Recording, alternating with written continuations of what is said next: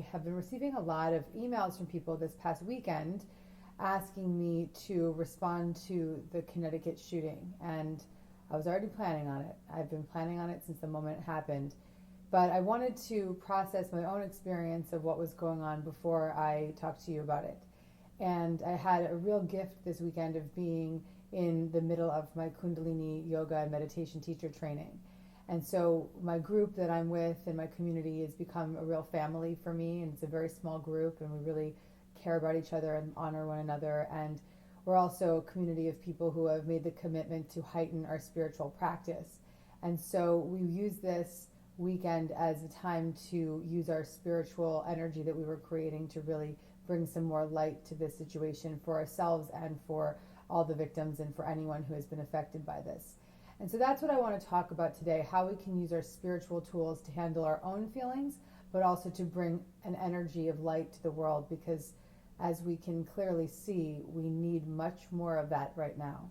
So the first thing I really want to make sure that we do is that we don't avoid our feelings when these things come up, because when we run or ignore these things or push them away, we are really not allowing what is necessary to come forward. But then there's the opposite spectrum, which is we can become extremely emotional and depressed because there's such a low level energy around such a horrifying situation as this massacre in an elementary school.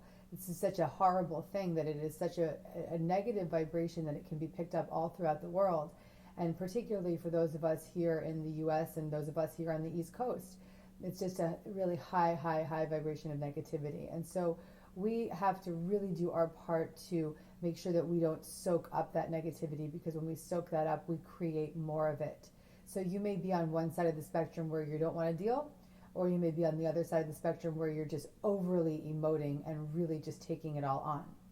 And so one of the things that we talked about this weekend in my teacher training, my beautiful teacher Gurmukh, who is one of the leading teachers in the Kundalini yoga movement, is she was teaching us that we really have to make sure that we don't become the victim in a situation like this, that we really recognize that if we are engaging in spiritual conversations, like anyone who's watching this video right now and is still watching, you're a spirit junkie, you are a light worker, you are someone who is here to engage in a higher level of conversation.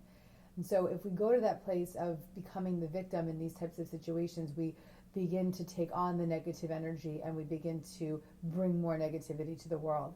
And that is not supportive to the people around us or supportive to the energy of the planet. So we need to really recognize that this is a time to honor our experience and our feelings, but to see it as an opportunity to bring more light to our own lives and to light up the lives of others. And so one of the things that we did together, which was so magnificent, was we all sat in a circle with our palms up and our hands touching one another tip to tip, and we sang a chant, Guru Guru Wahe Guru Guru Ram Das Guru. And I've put the music in my Spotify mix below, so you can see the link in the comments below. And let that link guide you to this music. And maybe you just sit by yourself with your palms up and you just let that music take over, and you just chant along with the music, and you let the vibration of the words take over for you and shift your energy. This mantra can really, really help you shift whatever experience is happening within you and also within your community. So use this. You can also sit with others. Get together with your spirit junkie, spiritual running buddies, and sit in a circle and just sing this mantra together and let that music and vibration really take over, and let the energy of the words really move through you. And that will be greatly beneficial for you and for every being on this planet. And then the final piece here is just to remember that we need to be the lighthouse right now. We need to be the light in a lot of these situations.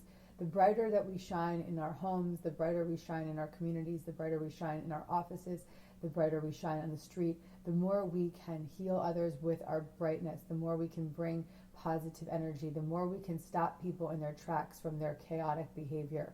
If we can bring more light, we can stop people from going into the darkness just by being that presence. So you don't have to do anything but really heighten your own energetic vibration. And so take that very, very seriously right now. Maybe you dedicate the next month to sitting in this mantra and allowing the mantra to take over. Maybe you just practice being more kind to others. Practice loving your loved ones even more and loving yourself even more. We really must rise to the occasion right now and balance out the negativity that is going on in the world. It's been one thing after the next, and it's a very difficult time, but we must be the lighthouse for everyone around us. So let's work together. Let's really raise this energy, and let's commit to sitting together. If anyone is in New York, I can recommend many places where you can go for group meditation. And feel free to leave comments below if you need suggestions of how to meet people locally. If you want to sit and meditate and pray with them, go to my social networking site, herfuture.com, and there's a group called the Shared Prayer Power Posse. And so if you're a woman watching, you can go there. If you're watching and you're a man, you can go to my Facebook page, and I can give suggestions of how you can meet with others and connect in community and raise the energy of your communities. This is absolutely the most important thing right now. This is a call to action, and I hope that you can rise to the occasion. I honor you for whatever you are experiencing in this moment. This is not an easy thing to process, but it is definitely a challenge and an opportunity for us to heighten our energy and be of higher service in a much greater way now. So let's just take this very, very seriously. I am praying for all of you. I'm praying deeply, deeply, deeply for the parents of those children and those teachers who have been killed. And I will be praying for them regularly for many months now to come. And I will continue to pray for all of you that you have what you need to navigate these stormy times and be the lighthouse for everyone in your life. So I love you all very, very much, and I hope that this message has served you. And feel free to talk about whatever you're feeling below. Just use this comment section to just emote, let it come forward, and know that we are listening and we will respond. Okay, love you. Have a good week.